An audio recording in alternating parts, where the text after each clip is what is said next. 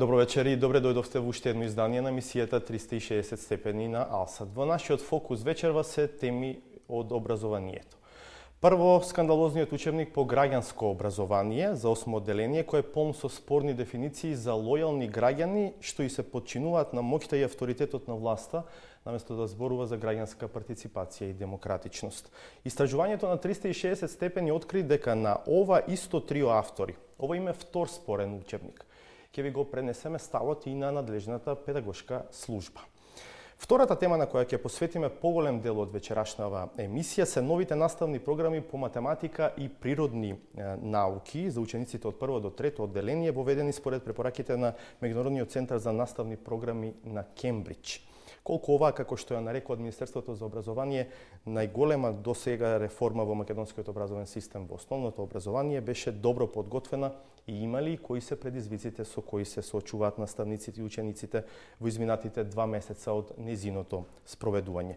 Гостинка во студиото е Весна Хорватовиќ, директорка на Бирото за развој на образованието. И вечерва ќе ја видите секогаш провокативната и атрактивна саботажа на Сречко Поповски. Ве поканувам да останете со нас во следните 30 минути.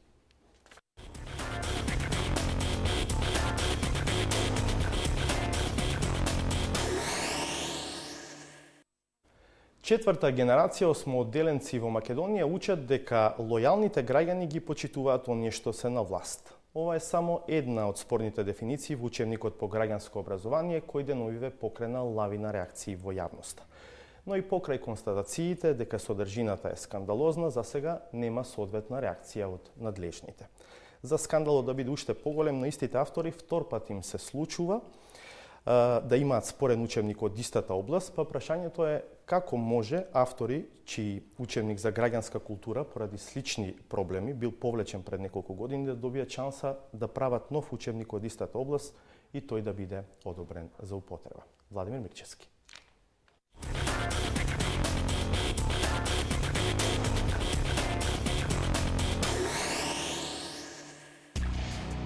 Исто авторско трио, 2 проблематични учебника, 360 истражуваше и дојде до информацијата дека тројцата потписници на спорната книга за граѓанско образование за 8 одделение и во минатото продуцирале материјал со спорна содржина наменет за учениците во основно училиште. Пред 10 години учебникот за граѓанска култура за 7 одделение, чии автори се истите Гордана Костова-Трајкова, Ксенофон Угриновски и Крсте Василевски, Министерството за образование го повлекло поради употреба на несоодветни формулации. Тогашниот министер за образование Ненад Новковски го потпишал решението. Во тоа време реакцијата беше направена за најкратко можно време и благодарение на системот на слободна конкуренција што тогаш функционираше, издавачите беа принудени веднаш да ги направат тие исправки. За жал, денес тој систем е укинат, противно на тенденциите на развитокот на општеството. Наместо слободна конкуренција имаме диригирано издаваштво, нешто што беше во претходниот систем. И во таков систем тоа е и тешко да се направи, бидејќи веќе се усвоени тие и од државата се веќе платени учебници. Ако авторската тројка Костова, Трајкова, Угриновски, Василевски во минатото на 7 одделенците им давале споредби за предрасуди дека, например, евреите се премногу горди, прекумрно вообразени, имаат одвратно спрема тешка работа и дека македонците мислат за албанците дека се заостанати некултурни шверцери, веќе 4 години колку што актуелниот учебник за граѓанско образование е во употреба, на 8 одделенците им сугерираат дека лојалните граѓани ги почитуваат оние кои се на власт, дека државата може да искористи својата моќ за заштита на интересите на само една група луѓе. Ненад Марковиќ од правниот факултет смета дека првиот дел од оваа книга е крајно спорен, зашто во него провејува силен авторитарен тон. Првата работа е селекција на теми. Зошто се почнува со моќ и авторитет и власт? Зошто за едно демократско општество не е поадекватно да се почне со граѓанска партиципација, со демократичност, со добро управување, со теми кои би биле адекватна замена, а би ја објасниле таа релација не на начин на кој е објаснето во учебникот. Значи, прво, селекцијата на теми укажува дека се избрани теми кои поддржуваат еден, како да кажам, еден етатоцентричен пристап. Што за едно демократско општество е само еден дел од приказната и тој дел од приказната не треба да биде изнесен на овој начин. А не треба да биде изнесен на овој начин заради второто нешто што имам да го кажам. Тоа се семантичките, да речам, пропусти. Мислам дека е комплетно неадекватно, две категории, вака мене ми запна за око, веројатно други луѓе ќе имаат и други забелешки. Прво, употребата на изразот лојален граѓанин и второ, употребата на изразот покорност. Значи, тие две овие две категории кои се употребуваат на неколку места би требало да се сврлат под хитно. Заради тоа што се растегливи, заради тоа што се неадекватни за едно демократско општество. Во тој прв дел провеува еден прилично авторитарен тон во начинот, во самиот наратив кој е користен. Јас би го споменал Настан дека треба да не подсети дека навистина општеството застрани во погрешна насока, дивергира во спротивни насоки наместо во вистинските насоки на развитокот на општеството, на современото разбирање. Тоа ни се случува и со државата. Наместо да биде укината комунистичката номенклатура, сведоци сме на создавање на нова номенклатура, на послушници. 360 степени стапи во контакт со надлежната педагошка служба при Министерството за образование. Во официјален допис директорот Муедин Кахвец изјави дека за повлекување на одобрен учебник од употреба кој не ги задоволува научно-стручните и методолошките цели, Министерот за образование формира комисија составена од 7 члена, на чиј предлог министерот може да повлече од употреба веќе одобрен учебник. Во отсуство на конкретна реакција на надлежните дали учебникот ќе остане во ваква форма, ќе биде повлечен или ревидиран, за сега остануваат само повиците на дел од академската заедница. Јас лично апелирам до ресорното министерство подхитно да го ревидира учебникот. Оваа верзија да повлече. Конечно, по сета збрка со овој учебник кој само ја рефлектира ситуацијата во образованието, овој надпис не изгледа толку далеку од вистината. За 360 степени, Владимир Мирчевски.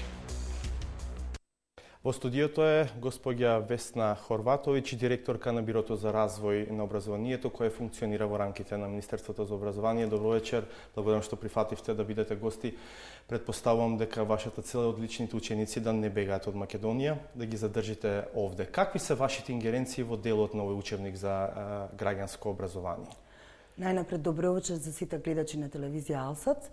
Мене ми е чест што сум денеска гостин во оваа емисија и исто така се надевам дека на дел од поставените прашања ќе дадеме соодветни одговори чисто за разјаснување на некои недоумици што се јавуваат во јавноста. Имате ли какви се вашите ингеренции во делот на учебникот со граѓанско образование кој ве предизвикува несомнено реакции во јавноста? Така. Бирото за развој на образованието е орган во состав на Министерството за образование и наука. Има делумно надлежност во одобрување на учебниците, меѓутоа лично сметам дека ниту еден орган во Министерството за образование и наука не е амнестиран од одговорноста, меѓутоа сепак сметам дека најодговорни и можеби денеска требаше гости да ви бидат самите автори на учебникот и рецензентите или некои од членовите на Националната комисија. Јас би сакала прво да објаснам каква е постапката за одобрување на еден учебник. Значи, прво јавноста треба да знае дека во нашата држава во рамките на основното и средното образование се изучуваат повеќе од 800 наставни предмети, што значи дека тоа се повеќе од 800 учебници кои што треба да бидат на нивото што се бара со наставната програма, односно да задоволуваат делот стручната, методолошкиот пристап во изучувањето на соодветната област, да бидат согласно целите во наставните програми и плюс да развиваат воспитната функција, ово особено се однесува за учебниците во основните училишта. Токму заради тоа, во законите, значи се предвидени постапки на одобрување на учебник. Пред се педагошка служба распишува конкурс по барање од бирото, доколку има нова наставна програма или доколку има измени во веќе постоечка наставна програма, распишува конкурс за објавување, односно за конкурирање со ракопис за учебник.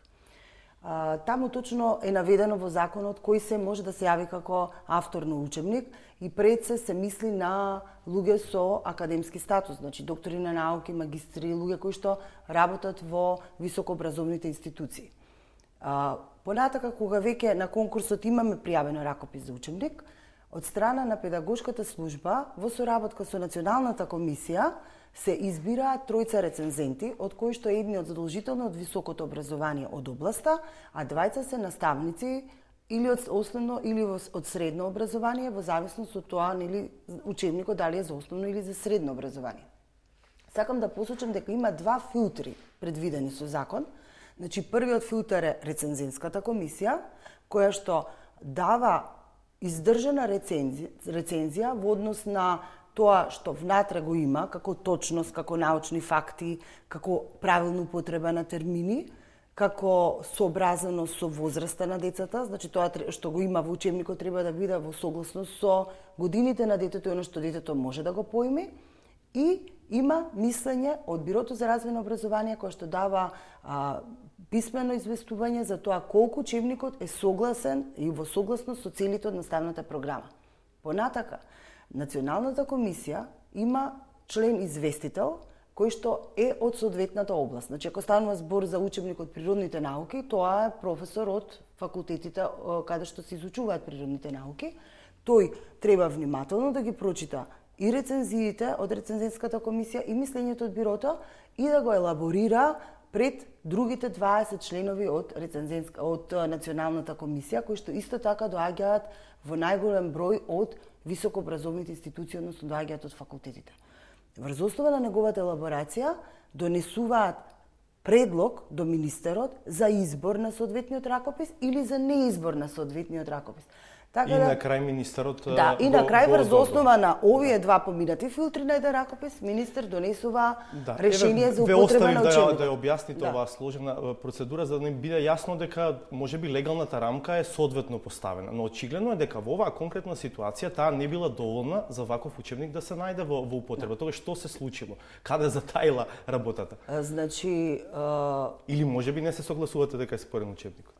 Значи, јас прво не сум експерт од областа на социологијата, не би можела да кажам, можам да кажам како обичен граѓанин, како родител кој што го разлистувал учебникот, го разгледувал и сметам дека навистина можеби таму има делови кои што се прилично дискутабилни, меѓутоа за тоа се произнесе стручната јавност. Значи, еве имаме реакција од експерти од областа, така да јас мислам дека не би требало јас да преюдицирам. Сепак сметам дека имаме реакција во јавноста, веројатно има и писмена реакција до Министерството. Министерот има механизам, значи има член во законот со кој што може да формира комисија и да ја преиспита иницијативата за промена на учебникот. Секако во таа комисија ќе си членуваат согласно закон релевантни, етаблирани стручњаци од областа кои што ќе кажат, ќе ги потврдат или ќе ги негираат ставовите во јавноста. Меѓу другото член може да има и Бирото за развој на образованието. Дали досега е побарано од вас евентуално да делегирате член во ваква комисија за овој учебник не, меѓутоа претходно кога министер за образование и наука беше господинот Никола Тодоров, да, сме имале таква ситуација кога беше формирана комисија, кога партиципираше член од Бирото за развој на образование. Значи од ова можам да констатирам дека до овој момент овие контролни, да кажам, механизми се уште не се покренати во рамките на министерството.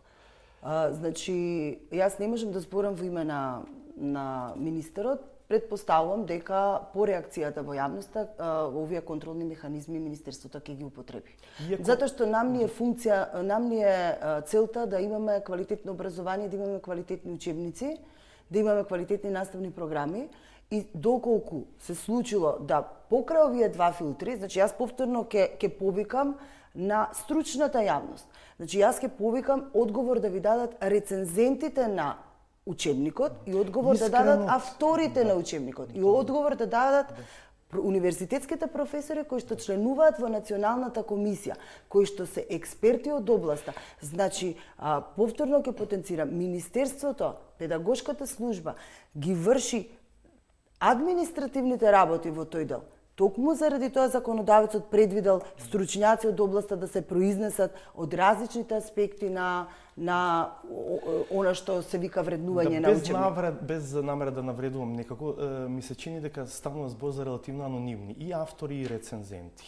И сега тука е веројатно и новото прашање како е возможно и авторите и рецензентите да бидат релативно анонимни. Пак велам, не сакам да навредувам никого. Не знам, јас не ги познавам авторите на учебникот, меѓутоа во законот точно има пропишено критериум кој може да се јави како автор и предпоставувам дека авторите ги задоволиле овие критериуми. Да одиме на втората тема. Ве поканивме пред се да зборуваме за ова, како што вие нарекувате, најголема реформа досега, новите наставни програми според Кембридж, системот од прво до трето оделение по математика и природни науки. Каква е вашата првична оценка по овие 2 месеца од почетокот на спроведувањето на наставните програми? Како ви се чини? Дали се поминува мазно? Ништо не е така мазно во образование и никогаш нема да биде, затоа што станува збор за еден многу комплексен систем во кој што се вклучени многу голем број на наставници, значи голем број на ученици, родители, значи образованието засега речиси го засега секое семејство. Меѓутоа јас на почеток би зборувала од каде е идејата за Кембридж. Па еве, пред се една од причината се и појавата на ваквите учебници кои што имаат сомнителен квалитет. Пред да пристапиме кон имплементирање на програмите кои што автентично ги преземаме од Кембридж, имавме една обемна анализа и долго размислување и дојдовме до заклучок дека треба нешто да се направи во подобрување на квалитетот на наставата на математика и природните науки како јадро, како стожер во образованието на една земја.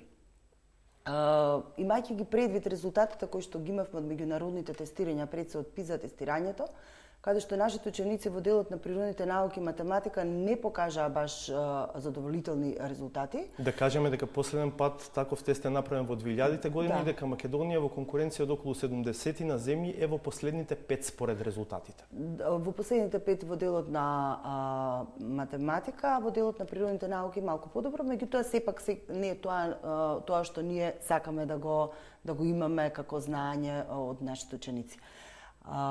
Од тој период навака, значи се пристапи кон значајни промени и усогласеност на нашиот образовен систем со европските образовни системи.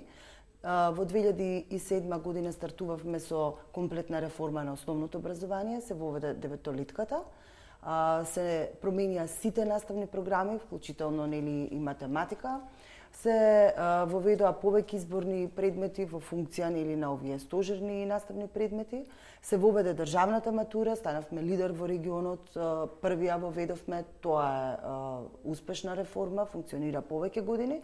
Значи започнаа сите подготовки со цел нели на наредното пријавување и учествување на меѓународни тестирања да покажеме позадоволителни, подобри резултати.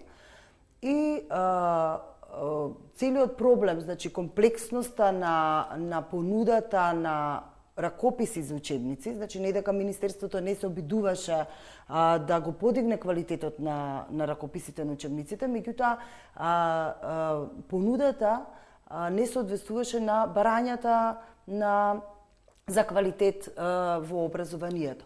Токму заради тоа се донесе нов закон за учебници, каде што државата е издавач на учебниците, државата ги печати, државата ги плаќа учебниците, нели со цел да може и секој дете да има квалитетен учебник, а да не биде натовар на семејството, како што претходно пред донесувањето на овој закон се плаќа учебниците прилично многу. И свативме дека е можеби најдобро да преземеме и наставни програми и учебници за математика и природната група на предмети од еден ваков реномиран центар кој што со децени изработува наставни програми, изработува учебници и сигурни сме дека во овие учебници такви и слични проблеми нема да има. Бидејќи и сами кажавте, еве 2 месеци како веќе се применуваат наставните програми, се уште е рано да дадеме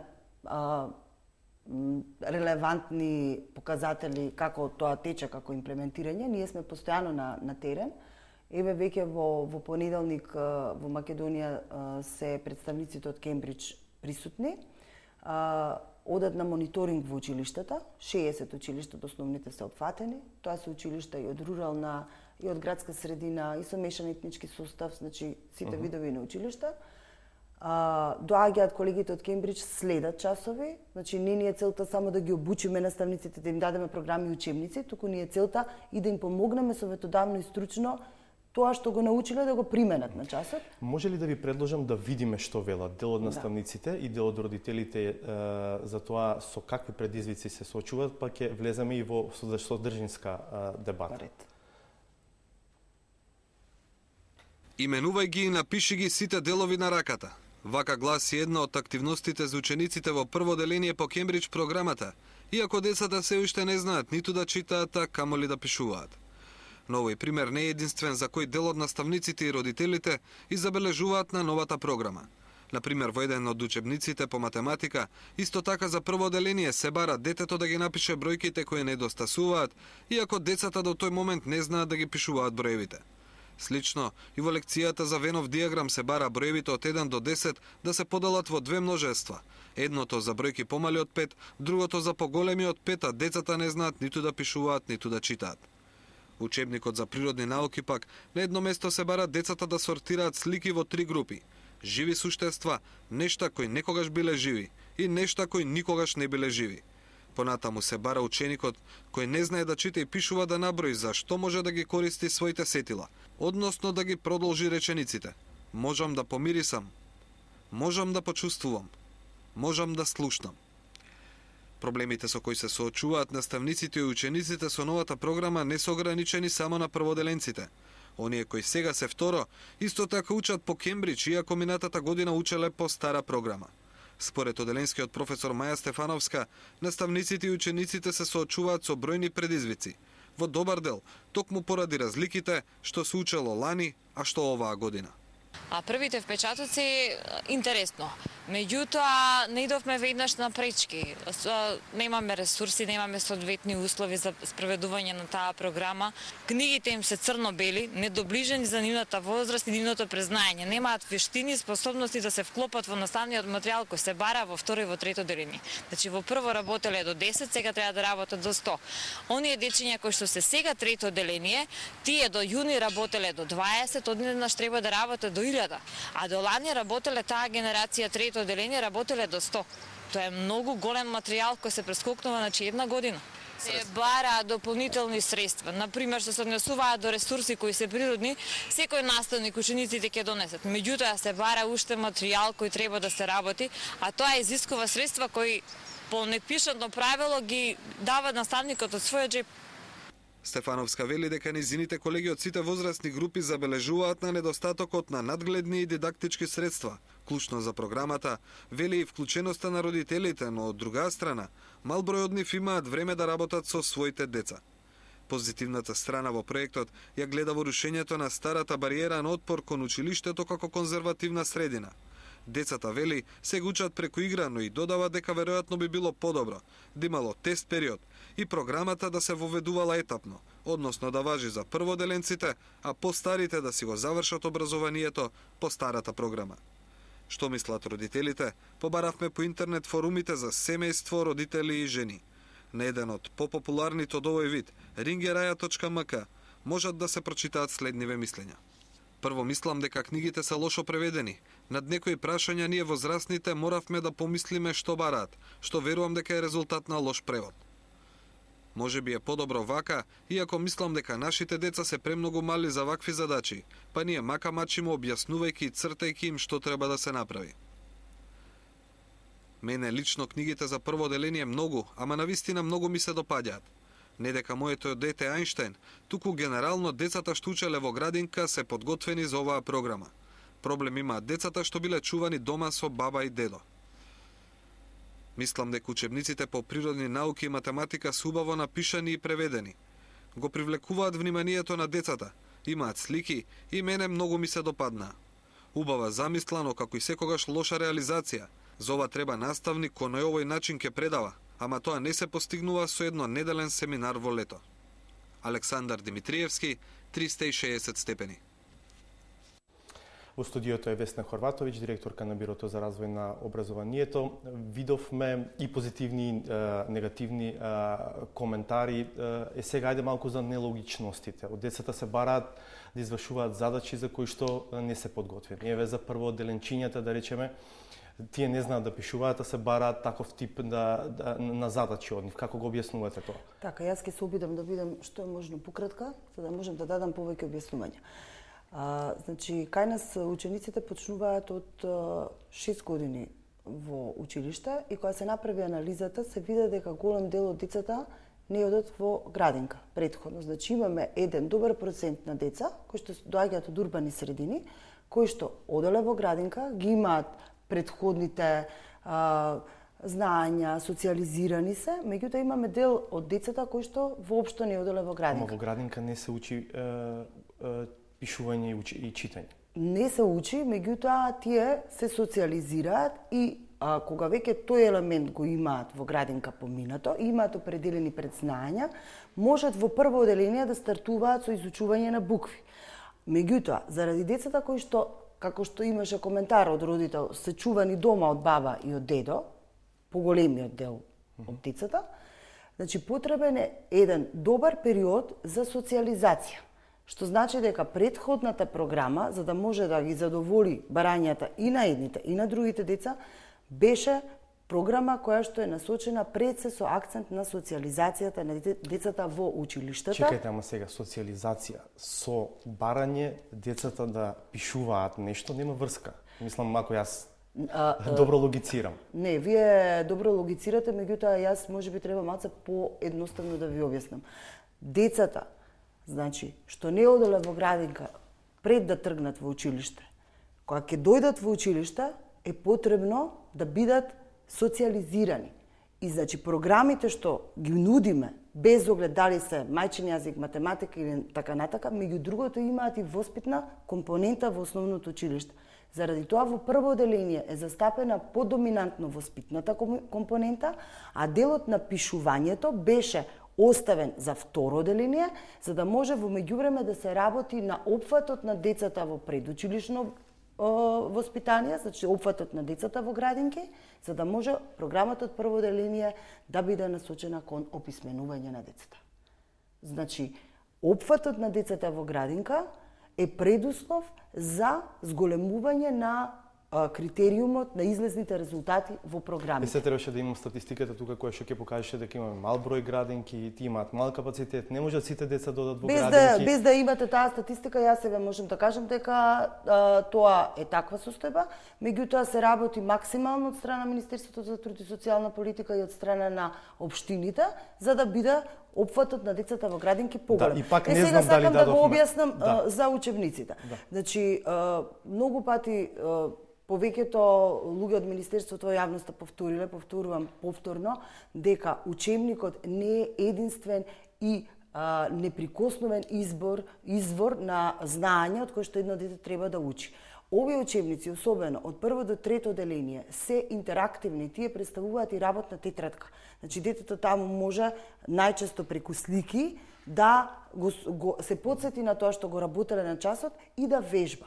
Значи, онемо каде што вели пополнете, допишете, слушам со уво, значи може да го пополнат оние деца кои што во училиште дошле со предзнаење, ги знаат буквите, а оние другите пак може на тоа да одговорат. Значи, никаде не е зацртано дека детето мора тоа дома да земе и да го напише, па сега ние го ставаме во ситуација да тоа се чувства фрустрирано, ја не ги знам буквите, па тоа треба да го напише. Ово го знаат ли наставниците кога пристапуваат кон реализација на програмата?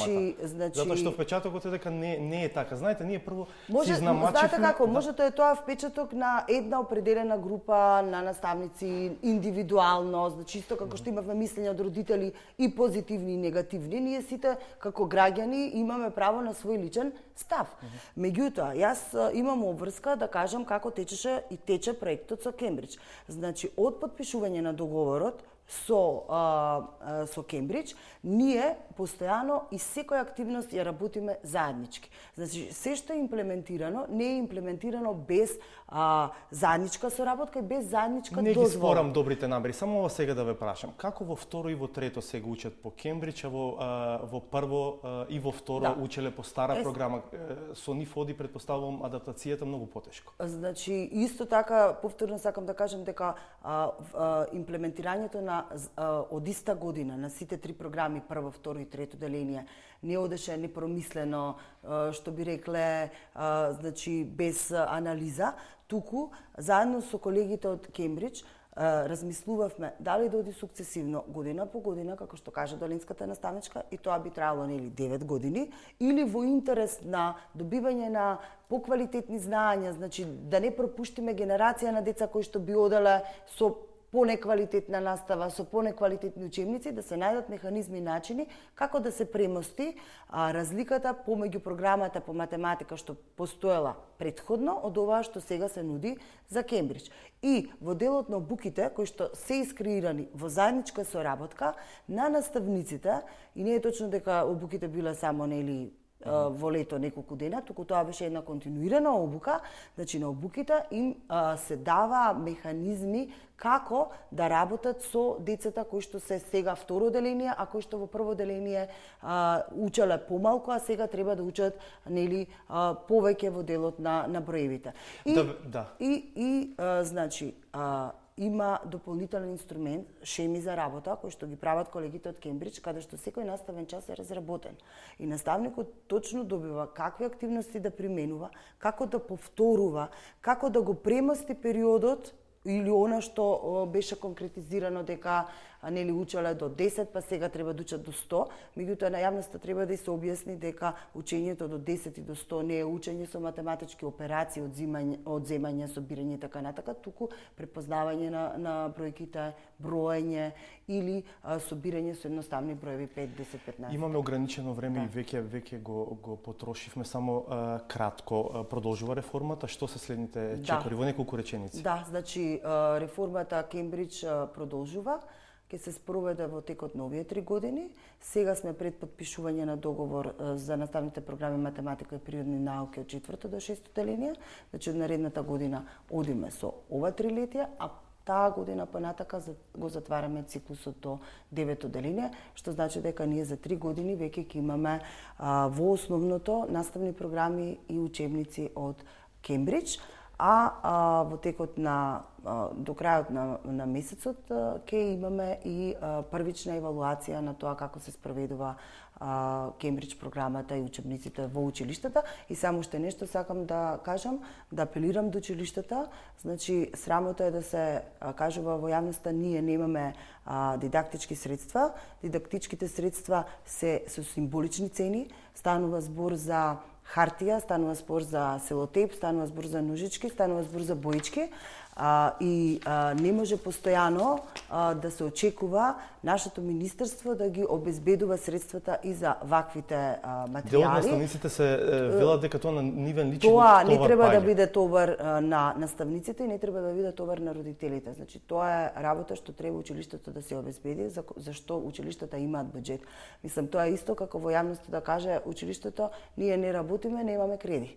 Значи, станува збор за таков вид на дидактички средства. Јавноста да знае дека не станува збор за нешто што е со астрономски цени или нешто што не може да биде достапно до секој училиште. Благодарам во секој случај што бевте гостин. Сигурно ќе се навраќаме на темата, верувам дека пак ќе бидете гостин во ова студио. Ви благодарам. Благодарам уште еднаш. Реклами, па Сречко Поповски со саботажата.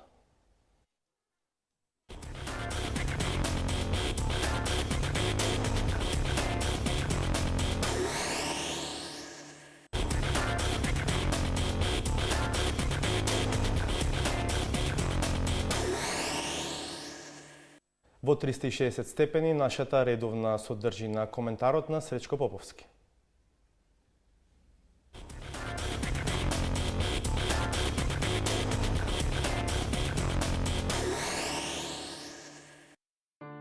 Секојдневната пропаганда